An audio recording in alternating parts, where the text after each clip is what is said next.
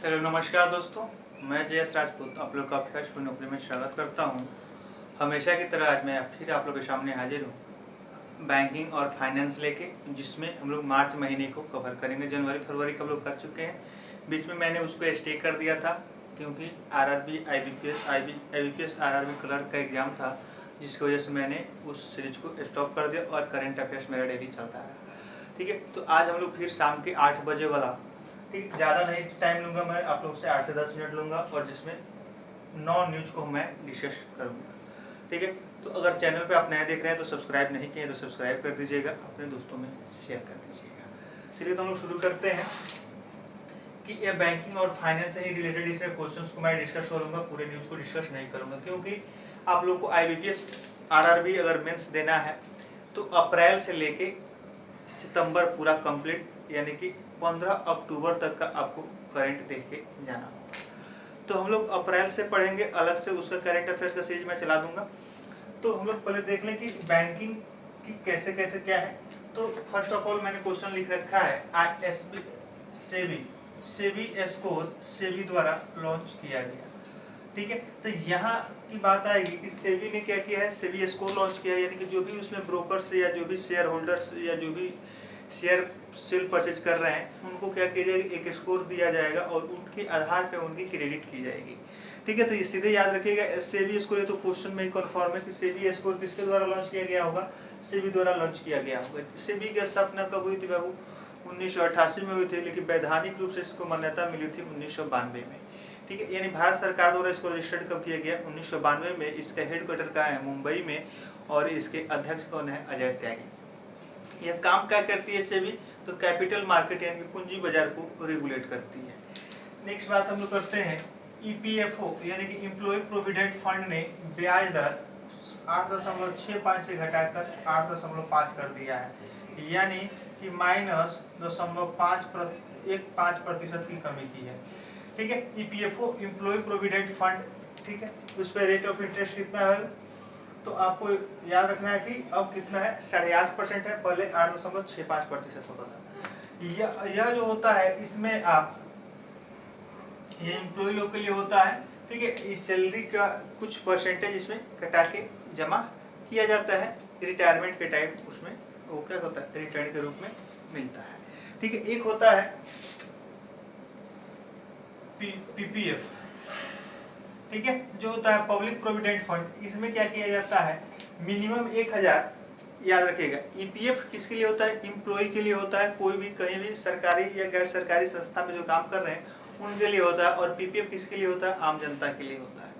ठीक है, तो अब बात करते हैं कि पीपीएफ में, अब क्वेश्चन पूछा जाता है कि पीपीएफ में जो होता है 15 साल तक जमा करना होता है। कितने साल तक ये खाता चलता है, 15 साल तक चलता है, और मिनिमम 1000 और मैक्सिमम 1.5 लाख तक एक साल में आप जमा कर पाते हैं।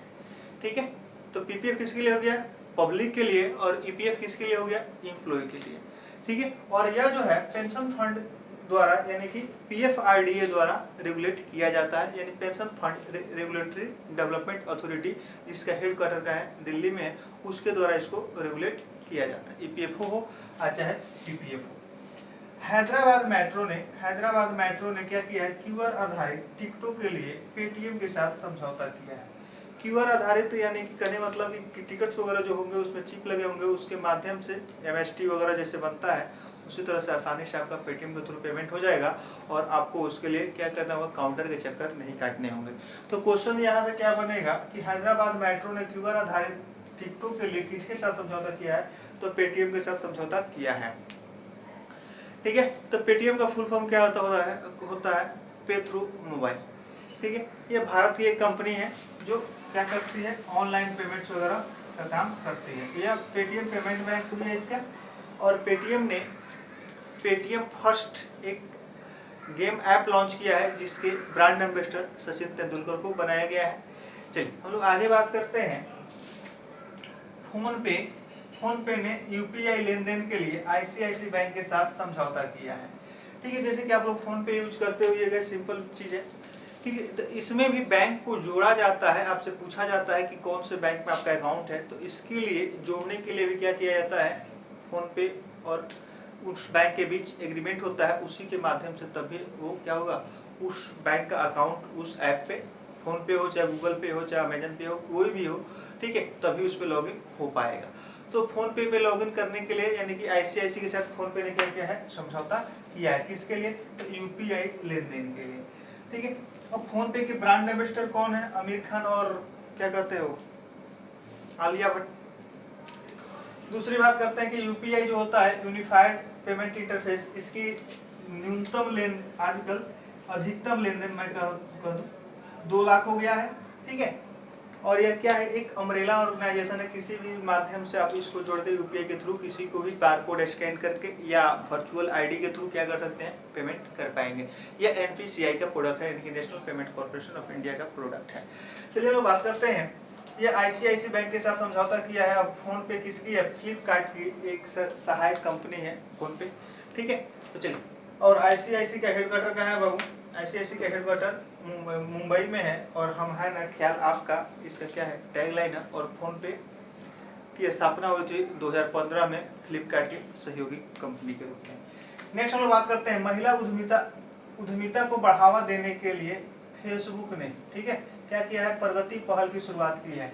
तो यहाँ से क्वेश्चन बनेगा कि भारत में महिला उद्यमिता को बढ़ाने, यानी कि वुमेन इंटरप्रेन्योर को बढ़ावा देने के लिए किस कंपनी ने प्रगति पहल की शुरुआत की है, तो फेसबुक ने शुरू किया है, ठीक है। या फेसबुक द्वारा कौन सा पहल शुरू किया गया, तो प्रगति पहल शुरू किया गया है। नेक्स्ट हम लोग बात करते हैं, IDFC फर्स्ट बैंक के पहले ब्रांड एम्बेसडर किनको बनाया गया।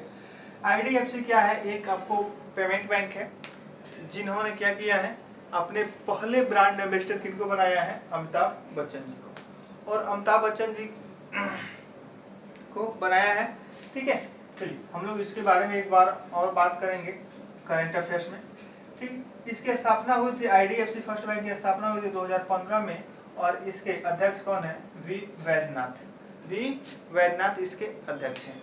इसके बाद हम लोग बात करते हैं, SBI ने बचत बैंक खातों पर न्यूनतम शेष की सीमा को समाप्त कर दिया है। यानी कहने का मतलब, पहले क्या था, कोविड-19 से पहले कि SBI हो या कोई भी बैंक हो, लगभग सभी बैंकों में मिनिमम बैलेंस रखना मैंडेटरी था। अगर मिनिमम बैलेंस आपका नहीं होता है तो उससे चार्जेस कटते थे। बट कोविड-19 के दौरान इसको क्या किया गया है, समाप्त कर दिया गया। तो वहीं यहाँ पे न्यूज है कि SBI ने बचत खातों पर न्यूनतम शेष की सीमा को समाप्त कर दिया है। इनके टाउन टू टाउन यानी कि लोकेशन के हिसाब से था, गाँव ग्रामीण वगैरह में 2000 था, एक विशेष ग्रामीण में 1000 भी था अभी, ठीक है। और शहर जो टायर 3 लेवल के शहर है, यानी छोटे मोटे जो टाउन है, वहाँ पे 3000 था। और बड़े दिल्ली पटना वगैरह जो बड़े बड़े शहर है, वहाँ पे 5000 तक था, ठीक है। तो यह क्वेश्चन नहीं पूछा जाएगा, बट इतना पूछा जा सकता है कि हाल ही में या मार्च में किस बैंक ने अपने न्यूनतम बचत बैंक खातों पर न्यूनतम सीमा यानी कि न्यूनतम बैलेंस को खत्म कर दिया है, तो SBI आपको याद रखना है। नेक्स्ट बात करते हैं, SBI ने यस बैंक में 7250 करोड़ रुपए के निवेश का फैसला लिया है, ठीक है। SBI ने यस बैंक में, यह कब फैसला लिया गया था, जब यस बैंक में घोटाला हुआ था और उसमें फर्जीवाड़ा के चांसेस हो गए थे, जिसमें क्या किया गया था, 1 महीने में 50,000 की विड्रॉल की अनुमति थी। तो उसी टाइम यह SBI ने क्या किया था, उसके 7250 करोड़ रुपए का शेयर अपने अधीन लिया था, यानी कि उसमें से खरीदा था। फिर बाद में स्थिति सही हो गई यस बैंक की। अब बात करते हैं, भारत की पहली डिजिटल लॉकर पार्सल सेवा डाक विभाग कोलकाता द्वारा लॉन्च किया गया। ये बाबू आपको बैंक और SSC रेलवे सब में पूछा जाएगा कि पहली सेवा है, ठीक है। तो भारत की पहली डिजिटल लॉकर पार्सल सेवा डाक विभाग कोलकाता द्वारा शुरू किया गया है। तो आज के लिए बस इतना ही। आप लोग ऐसे ही हंसते मुस्कुराते रहिए और अपने मेरे चैनल पे ऐसे ही प्यार बनाए रखें। अपने जहाँ तक हो सके आप अपने दोस्तों में शेयर कीजिए और सब्सक्राइब नहीं किए हैं तो सब्सक्राइब जरूर कीजिए। जय हिंद।